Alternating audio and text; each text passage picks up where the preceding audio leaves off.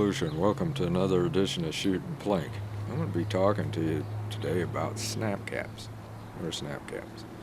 They're put out by Otis right here. This is a 380 one, by the way. They're a solid red anodized aluminum. They're not in that round of ammunition. Although they look like it, they respond like it, and everything else on it. So they're very good for a lot of different things that you can do. And I'm going to be using my Ruger Max9 right here to demonstrate some of the stuff that we're going to be doing. But this is this 380 one right here, and I've already got one of the magazines for this gun loaded with them, as you can see. Now, what are the different things that you can do with these?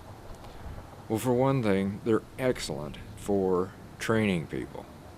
And I'm talking about training them how to load these. You can train them how to load them manually, or also using something like a Maglula Uplula. One of those, you know, it's one of the, you push it down, you put your ammunition in. You've seen the things. I don't have one out here right now. But, so that's one of the ways. Training beginners just how to load a magazine. How does the ammunition cycle? In fact, I'm going to read you a few of the things that the company says that it can be. And they put it right on the back of their little packaging right here. And it says that it's great for checking and adjusting trigger pull. True, because you can fire this because it's all set up for center fire. So no problem there. It'd be nice to have some of them for rim fire. It'd be very nice because you really don't want to dry fire rim fires. That's all there is to it. You can damage the firing pin by doing that. Here it says that you can release the tension off of a hammer. True, you can. You can have one of those in there, fire it, it releases it, and you don't have to worry about that because they can be used in a revolver such as that, a regular hammer where you got it. It releases the tension off it. It releases off the tension in here if it's a striker or a hammer, internal, whatever you've got like that in a gun. Dry fire drills, without a doubt, because dry fire drills, you do them all the time. You pop them out, you put it in, and we're going to be talking a little bit about that here too. That's why I've got one in there and one out. So we'll talk a little bit more about that. Checking any of the functions, well, pretty much I've already stated that, where you're going to be looking how the extractor works, how it cycles, everything like that. Is it really working right? Perfect for that. So anyway, that's a few of the ideas that the company has. And as I said, they got them in several different calibers. They got them in 45, and I can't remember all of them right now, but I've got the 380 and the 9. Now I'm going to talk to you about what you should do with this.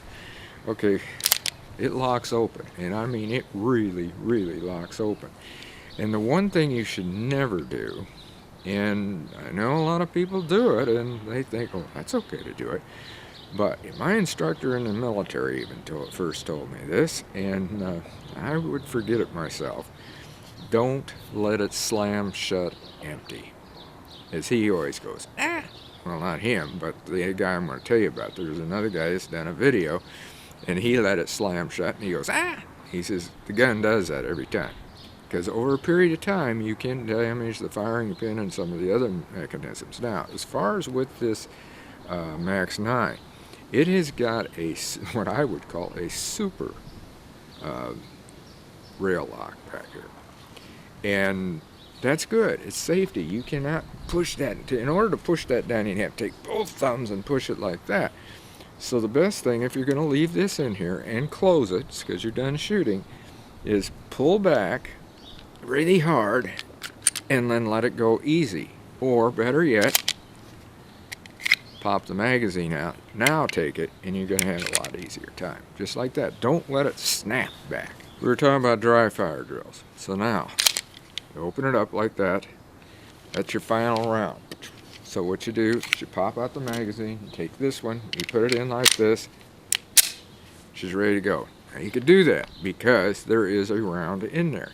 Now also, and always treat it as if it's a live round, even though it's a snap cap. So point it in a safe direction. We'll point it down range here. And you can hear it. So I fired the round. See how it ejects? Does it just like that. So that's all there is to it. And so you've seen it ejected well, got it already, and there's still some rounds in here. There's also one inside of here, and of course this will fire a round.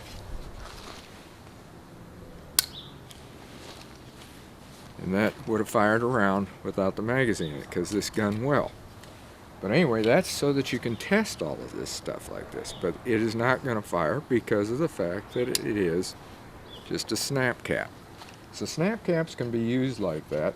And in fact, we'll get that round out.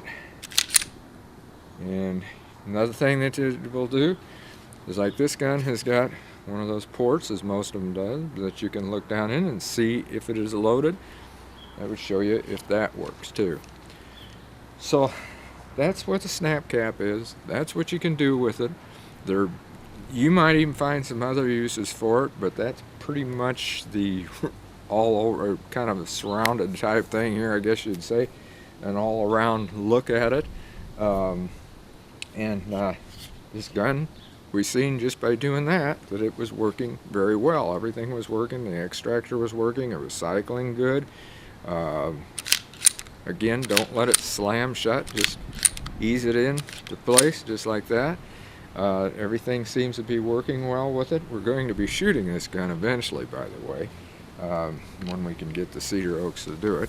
So anyhow, that's what the Otis Snap Cap is and how you can use it. So until next time, shoot safe and have a great day of plinking.